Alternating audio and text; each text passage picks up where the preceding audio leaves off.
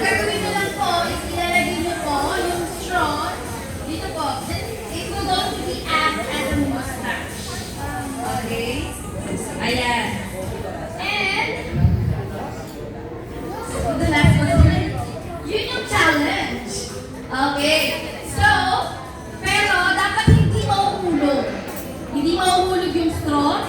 Then yung hands po ninyo is nasa likod. Your hands will be at the back. Yes. Diskarte niyo po, sir. Ayan, diskarte niyo po kung paano hindi mahulog yung straw. At syempre, since mauna na po ito, first player, second player, third player, so yung first player po, kailangan mauna.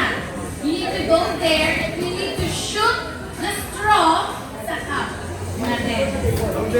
Iikot din po. Iikot mo lang po ng table. First player and first player. Iikot sa table. Then you're gonna shoot the straw sa cup. Okay?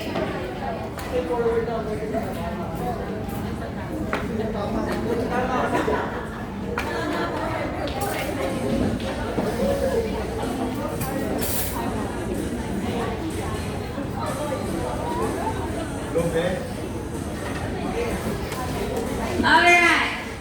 So once again, ayan, first player, second player, first player, pag nakaikot na kayo, and na-shoot nyo na yung straw sa cup, you need to do the high five sa next player.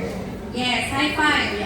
Then right after second player, iikot, then i-shoot yung straw sa cup. Then, high five. One round na ikot. Okay.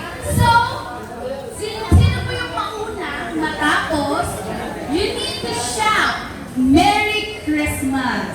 Okay? Kung sino po yung mauuna na matapos yung ma-shoot yung straw sa cup, you need to shout, Merry Christmas.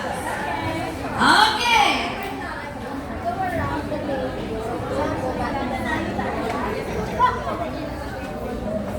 Competitive si Mama.